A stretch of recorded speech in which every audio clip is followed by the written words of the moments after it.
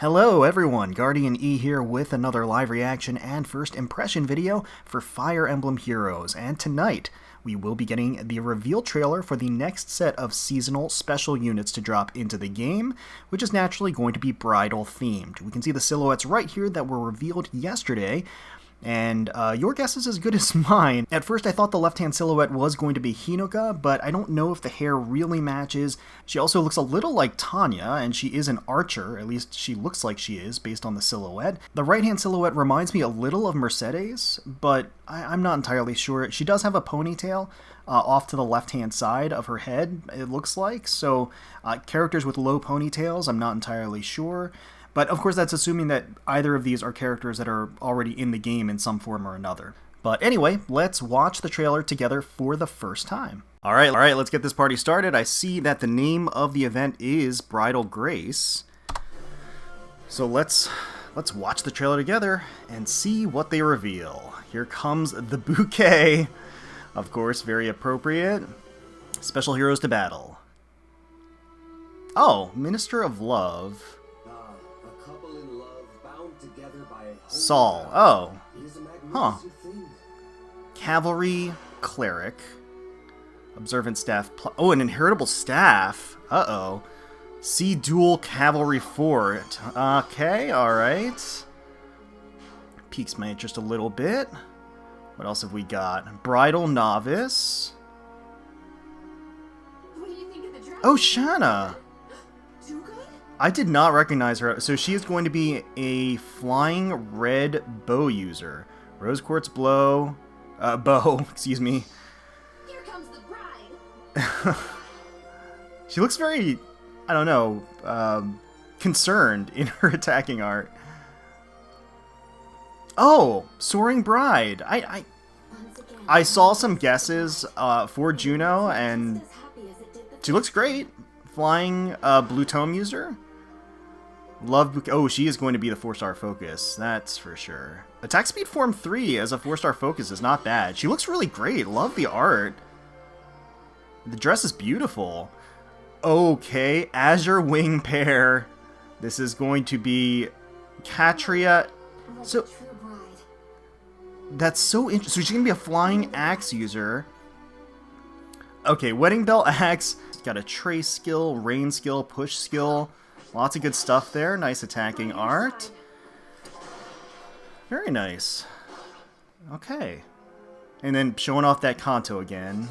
They'll never resist the urge to show that off. Harmonized skill. Where's following allies from the units from... Oh, it actually... I was wondering like why the little chibi faces were there. Those chibi faces represent the titles. So the Catria counts as Valentia. And then there's the Thea as well, right? Okay. And we'll take another look at a closer look at the harmonic skill just to kind of break it down and of course break down these skills as a whole. So Paralog Story, Bridal Grace. I have to say I didn't expect any of these characters, that is for sure. Alright, so we can pause here to see if there's a new character, and so there's an Axe Cavalry unit. I can't tell. I'm not sure who that is. Is that Lex? Maybe? I don't know. Well, you guys already know. It's already in the notifications and everything else. But apparently we're getting an Axe Cavalry unit with potentially an inheritable weapon. I don't know. That would be kind of nice. Alright. So Bridal Grace starting on the 20th of May all the way until the 17th of June. So we get... almost a solid full month. As expected, Juno is going to be the 4-star focus unit of the banner. There is even color distribution on the banner itself there.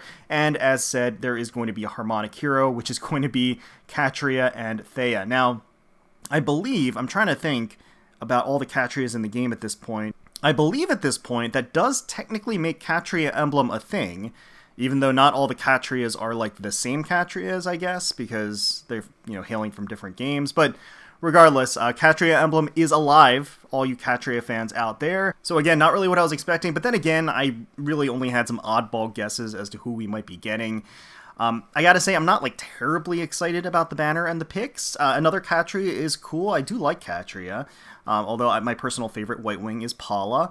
And then there's Juno, who looks great. Actually, her art is beautiful, especially for a 4-star focus unit. So, and she has some good stuff as a 4-star focus unit. So that actually piques my interest a little bit as well.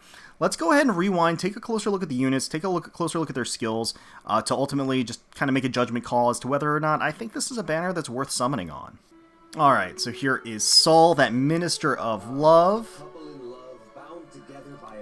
He has some really fabulous looking pink flowers adorning his chest. He has that deep orange shawl that's kind of draped over him on the side that creates a nice contrast.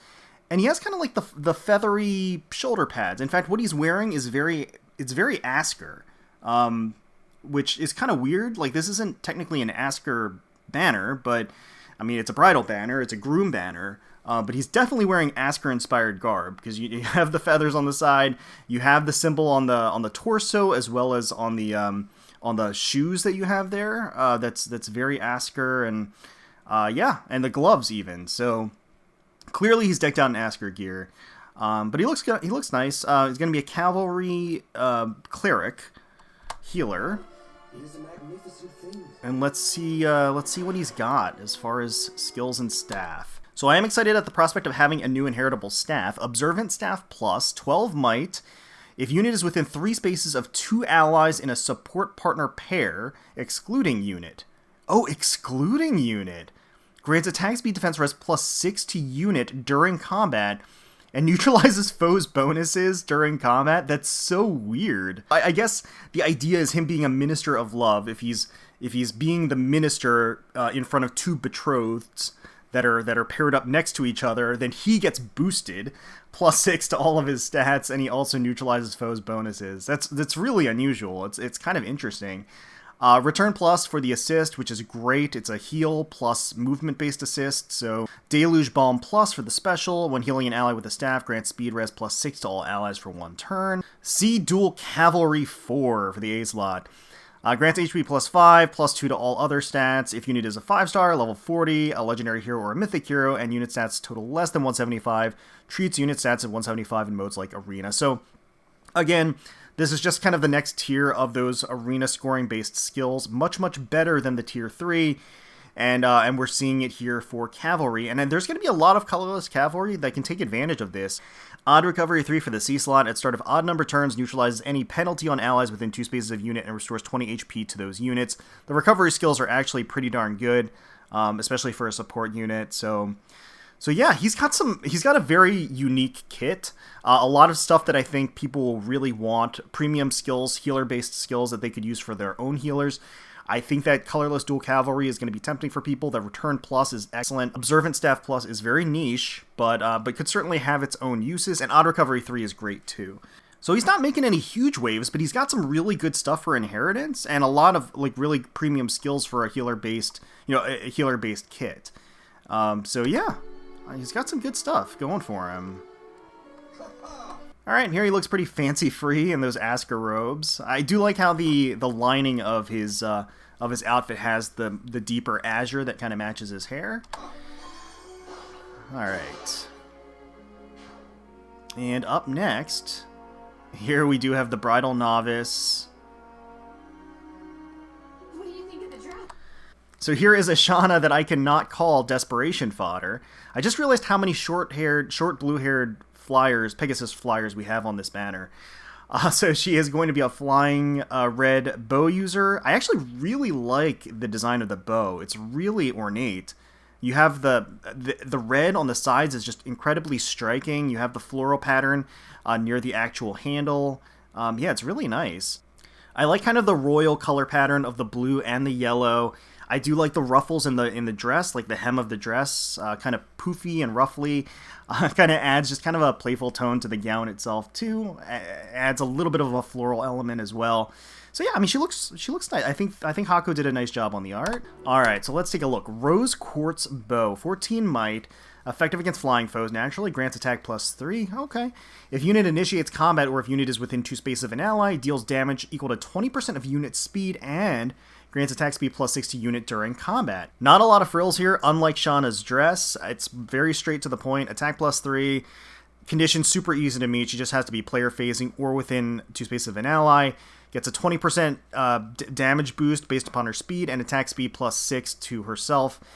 So all solid things, all powerful things. It is important to note that this is not an inheritable weapon, and not only that, it is going to be a red bow. I feel like this may be one instance where the color does hold her back a little bit, but let's reserve judgment. Let's keep going through this. Draconic Aura for the special, Swift Sparrow 3 for the A slot, very good. Attack Defense Far Trace 3 enables Kanto, inflicts attack defense -3 on foe during combat. After an attack, assist skill, or structure destruction, unit can move spaces equal to any movement not already used that turn. So no remainder +1. It's basically any remainder of her movement, she will be able to use that as a Kanto. But in addition to that, she gets -3 to attack and defense on her foe as an in-combat debuff, which is super solid. There aren't too many opportunities for flyers to get debuffs like that on the B slot. So this is actually just natively, even without the extra Kanto, a way for you to be able to do that. So that's kind of nice. Attack Defense Rain 3 inflicts attack defense -4 on foes within 2 spaces during combat. Very, very solid. Both the Trace and the Rain are going to allow her to do more damage and take less damage whenever she initiates, or basically whenever she's in combat in general. So as with Saul, a lot of premium high-level skills here, ripe for inheritance, but nothing terribly groundbreaking here, and relatively straightforward as far as the kit is concerned, which I think is fine. It's going to be effective. Again, I think the color, the fact that she is a red bow user is probably going to hold her back a little bit, but as an offensive flyer, offensive flying archer, she's going to be solid with all of these skills. I mean, she's going to do damage, she's going to hit hard, she's going to be able to double and get more damage based upon her speed, and then also just take less damage through the debuffs that she inflicts on the opponent. So again, pretty solid.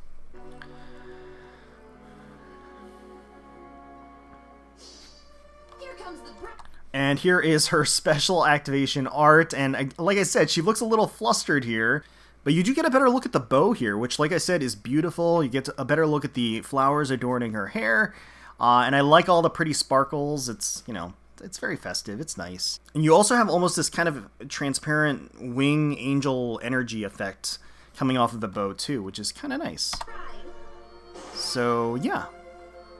Nice little flowers coming off of the actual attack sprite animation. And here's going to be Juno's Soaring Bride. Once again, I am dressed as a bride.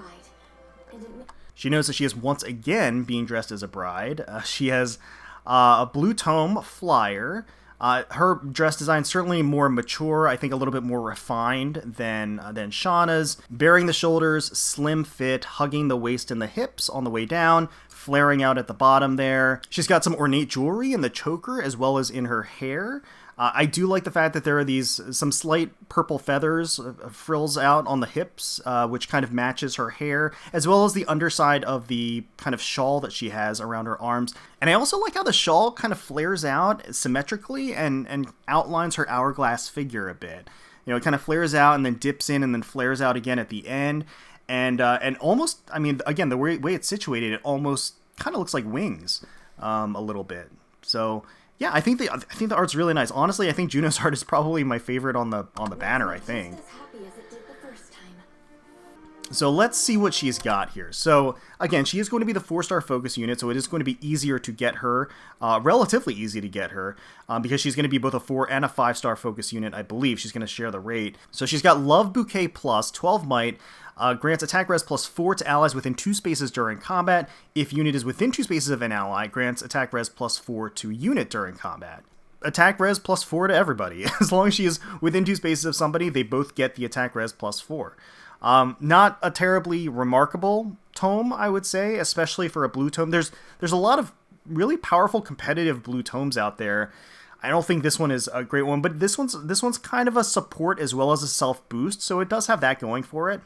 Ardent Sacrifice for the special restores 10 HP to target ally and loses 10 HP but cannot go below 1. Attack speed form 3. Now this is really great. If unit is within 2 spaces of an ally, grants attack speed plus X to unit during combat. X equals 2 times the number of allies within 2 spaces plus 1, max 7. So the form skills are actually, I think, really great. And so the fact that this is available, attack speed form 3, on a 4-star unit is is pretty nice. I would definitely say that if you're looking for this skill, this is a great opportunity to be able to get it. And Aerobatics 3 for the B slot. Unit can move to a space adjacent to any infantry, armored, or cavalry ally within 2 spaces. Aerobatics also being on a 4-star focus unit is a very, very tempting prospect. So despite her kind of middling tome, I would say that her A and B slot skills are actually very, very good. And as with any 4-star focus unit, since they are going to be relatively easy to summon, could be a potential plus 10 project for somebody out there, especially Juno fans out there. So, yeah.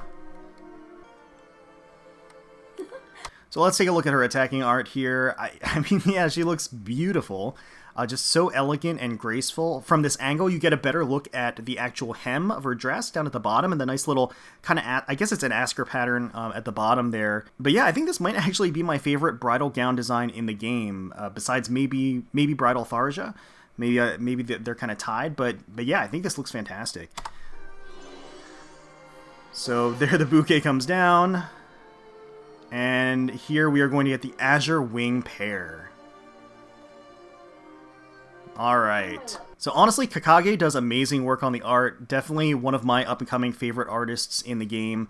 Like I said, I don't necessarily prefer the dress designs here, but I think the art is absolutely fantastic. And you can see all of the wrinkles and the shading in the dresses themselves, the overflowing gowns.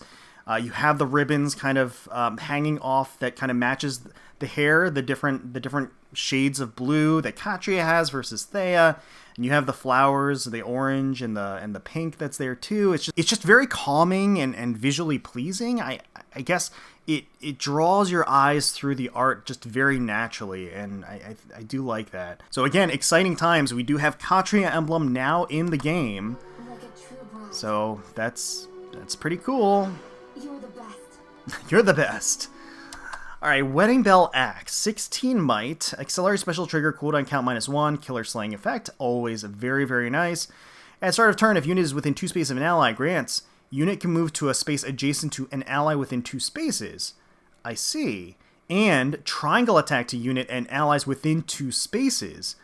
If unit initiates combat or if unit is within 2 spaces of an ally, grants attack speed +6 to unit during combat. Triangle attack is defined as if unit initiates combat and 2 or more allies, excluding unit, with triangle attack are within 2 spaces of unit, unit attacks twice. That turn only does not stack. Alright, so triangle attack making a reappearance here. Weapon S killer slaying effect is just always fantastic. At start of turn, if unit is within 2 spaces of an ally, she gets to be able to move anywhere adjacent to that ally, and triangle attack is active to that unit and allies within 2 spaces. So it's kind of interesting because she activates this effect that's triangle attack, right? So that's the status. However, in order for a triangle attack, so what triangle attack does, it lets you attack twice as long as she's within 2 spaces of 2 allies with triangle attack. It's a little convoluted because you have kind of 2 layers of conditions. So first, if you're within 2 spaces of an ally, or allies, they all get this status of triangle attack. And then they can all actually attack twice, have a brave effect, as long as they're within 2 spaces of 2 allies that have triangle attack, if that makes sense. I mean, that's kind of crazy, because that actually enables a brave effect on any allies. It doesn't look like it's conditioned upon any movement or weapon type. So every ally gets a brave effect as long as they meet the actual positioning condition, which is being within 2 spaces of 2 other characters with triangle attack. So, I mean, that can lead to some nasty, nasty combinations. Freely enabling the brave effect on any ally, those are some potentially powerful implications. Moonbow for the special, that's fine. Low cooldown count is great for her, because if she's going to be brave affecting and she has cooldown count -1, that means that she's going to proc Moonbow on the first initiation. Attack speed push 4, excellent A slot skill. At start of combat, if unit's HP is equal to or greater than 25%, grants attack speed +7. After combat, if unit attack, deals 5 damage to unit. Attack defense near trace 3, enables Kanto remainder +1. Inflicts attack defense -3 on foe during combat, and then Kanto remainder +1. So, what does that do? That debuffs the enemy, makes her do more damage, also makes her take less damage. It's kind of interesting because I would think that she would want speed defense minus a near trace 3 rather than attack defense, because I think she doesn't really want to take many attacks. If she's going to be a brave attacker or a quadder, I just don't see why she would want to be even taking those attacks. But regardless, it's certainly not a bad skill on her. And then Kanto Remainder +1 means that she always gets at least one Kanto, one tile Kanto after she attacks, but she gets more than that if she didn't use up any of her actual movement in her initial initiation. So that is pretty nice. And then at Speed Defense Rain 3, inflicts speed defense -4 on foes within 2 spaces during combat. So she is definitely going to be geared towards quadding. She is definitely going to be geared towards having and enabling that triangle attack across all of her allies, her attacking into somebody and dealing tons of damage. So not even going into her harmonic skill, I think her kit is super solid, very strong for a quadder, and I could definitely see people swapping out her B slot for Dive Bomb, her A slot for like Swift Sparrow 3 if they want to keep her health topped off. So she's going to be a very powerful player phase oriented flying axe user, which there are a couple of them in the game, but I feel like most flying axe users are mixed phase or enemy phase in the game, generally speaking. I mean, Catria here is definitely player phase oriented, totally about the player phase, and it shows. And she helps all of her friends be player phase based too. So let's go ahead and take a look at their attacking art here, as well as their harmonic skill. Again, I love Kakage's art. I think it looks great. I love the shading on the dresses and the ruffles and the wrinkles that you can see. I love the glossy, shiny hair, the vibrancy of the blues clashing against this pure brilliance of the white of the dresses themselves. I think it looks great. I really do. By your side. And then there they are, swinging. I don't think there was a huge difference other than a couple of some sparkles and maybe some petals flying in the air here. And a lot of damage, of course. And then she can take advantage of the Kanto to get away from that archer. I like how they put the archer there. Okay, so the harmonized skill. Let's take a closer look at this. Grants the following effect to unit and allies from the same titles as unit for 1 turn. Resonance Blades, Desperation, and if unit initiates combat, unit makes a guaranteed follow-up attack. Oh, really? Okay, so obviously only affects Valentia and Binding Blade, as you can see by the little chibis of Alm and Roy there. And Resonance Blades grants attack speed +4 during combat for 1 turn. That is very solid, obviously very much geared towards player phasing, and that is all what Catria is all about. Grants Desperation. If unit initiates combat, unit can make a follow-up attack before the foe can counterattack. And if unit initiates combat, unit makes a guaranteed follow-up attack. I mean, all of that is just kind of a ridiculous bundle of player phase onslaught. I mean, so Catria is naturally going to be pretty speedy, right? She's got all of these speed buffs. Harmonized skill also geared towards speed. So she's going to naturally double a lot of units out there. The importance of if unit initiates combat, unit makes a guaranteed follow-up attack is that it acts as a way to nullify null follow-up. In a certain sense. So certain skills that will nullify your ability to make a follow-up attack, this will counteract those and cancel it and let the speed check take over. She has a ton of speed, so she's probably going to naturally double. She has Desperation active, so she's going to go ahead and quad with Impunity. And as said, she has Resonance Blade, so the +4 attack and speed is going to ensure that she quads and is going to make sure that each one of those 4 hits does +4 damage. So yeah, an excellent harmonized skill for her. It's going to work perfectly for her. And of course, because it's a harmonized skill and it affects all allies of the same titles, and her weapon grants the triangle attack effect on her allies as well, that means that they also can basically have the same advantages of being able to quad with Impunity, which is such a dangerous thing when set up with certain units that I can imagine. So it's a very good harmonized skill. Definitely fits. Yeah, so let's see it in action here. You look radiant. Aw, As do you. very cute. Okay, Wait for me. there they are. You're not alone. Okay, I was a little confused because she only attacks twice here, and then I realized she's not within 2 spaces of 2 allies with triangle attack. That's why. So it's kind of curious. I don't know why they wouldn't have shown off her ability to quad, since obviously that's like the real strength. We bring But that's fine. I mean, I guess it shows that she's going to be able to double even if she doesn't have the triangle attack there. So, I mean, that's still strong. And then, and yeah. And then, again, I don't know who that is, but my money is personally on Lex, I think. But once again, starting on the 20th of May until the 17th of June, we have Bridal Grace incoming. And it's a solid banner. I mean, the characters that are available here all have, honestly, very, very powerful skills, very useful skills for inheritance. I would say it's a little bit more tame, probably coming off of the Fallen banner in particular. It may seem like a little bit of a disappointment, but at the same time, there are a lot of characters here that have some very, very useful things, a lot of useful skills, including Juno, who is the 4-star focus unit of the banner. She has a great A slot and B slot skill. I definitely think that the Harmonic, Katria, and Thea are going to be the primary target. As far as overall power is concerned, I think they kind of knock it out of the park. I mean, they're completely player phase oriented. Honestly, in a weapon movement type where player phase isn't always, I think, the priority, or there's not like a ton of candidates that fit that. And she does it exceptionally well. Shauna seems powerful as well, but again, she is a red archer. Saul has some good stuff. Yeah, and I guess, I mean, that's about it. For me personally, you have Catria, the Harmonic, that's up there as a target.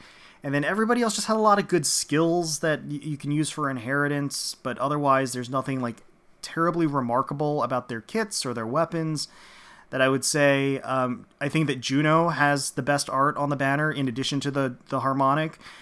So that's certainly a consideration. And of course, she's going to be easier to get. So honestly, I might go in a little bit just to get a copy of Juno potentially. I don't know. And then who knows, maybe along the way we can just shoot to see if we can't get a Catria. I am very undecided. But what I can say is that this is definitely not a must-have banner or a must-summon banner. It's just going to depend on your needs, if you need these skills, if you love these characters, if they fulfill a hole that's in your barracks or your teams, whatever, what have you. But let me know in the comments below if you're excited for this banner, if you're excited for any of these units, and if you are, who you're going to be summoning for. Hopefully you all enjoyed the video. If you did, please feel free to leave us a like, comment, and subscribe to the channel for more Fire Emblem Heroes content. We thank you all so much for watching and for taking time out of your day to spend with us. We really do appreciate it. Certainly hoping you're all staying safe, healthy, secure, and united out there, and wishing the very, very best for you, your family, and your friends. And until next time, let's protect those skies.